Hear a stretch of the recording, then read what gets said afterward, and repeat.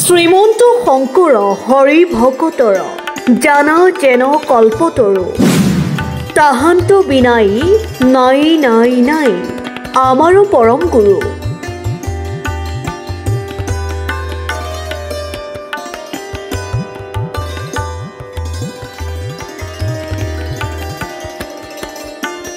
আজিৰ পৰা শ্ৰীমন্ত শংকৰদেৱ সংঘৰ ৯৪ সংখ্যক বাৰ্ষিক অধিৱেশন যোৰহাটৰ মহবন্ধাৰ এৰালতলী পথাৰত বৈষ্ণৱ পণ্ডিত সোণাৰাম চুতীয়া সমন্বয় ক্ষেত্ৰত ৪দিনীয়া বৰ্ণাঢ্য কাৰ্যসূচীৰে অনুষ্ঠিত হৈছে শ্ৰীমন্ত শংকৰদেৱ সংঘৰ ৯৪ সংখ্যক বাৰ্ষিক অধিৱেশন।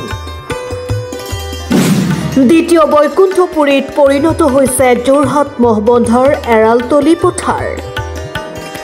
উদুলি মুদুলি পৰিৱেশ এতিয়া সোণাৰাম চুতীয়া সমন্বয় ক্ষেত্ৰ। হাজাৰ হাজাৰ ভকত বৈষ্ণৱৰ সমাৱেশত হৰিনামৰ ধ্বনিৰে মুখৰিত হৈ পৰিছে এতিয়া এৰালতলী পথাৰৰ আকাশ বতাহ।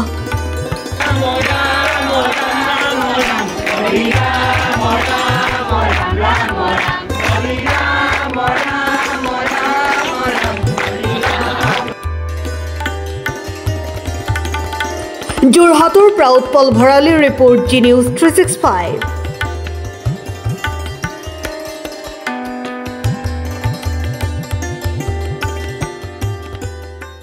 কৃষ্ণ জয় গুৰু শংকৰ।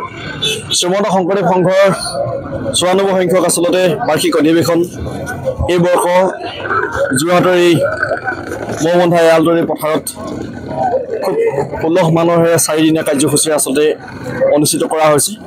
ইয়াতে শ্ৰীমন্ত শংকৰদেৱ গুৰুজনাৰ যি গীত নৃত্য বাদ্য সংস্কৃতি, এই সংস্কৃতি সাধনাৰ উপৰিও শ্ৰীমন্ত শংকৰদেৱ সংঘ উত্তৰ পূব ভাৰতৰ সৰ্ববৃহৎ ধৰ্মীয় অনুষ্ঠানটি প্ৰচাৰ প্ৰসাৰ আৰু উত্তৰ কামনা কৰি আচলতে সৰ্বাংগীনী সাংগঠনিক দিশ ইয়াতে তন্নতন্নকৈ আচলতে বিশ্লেষণ হ'ব।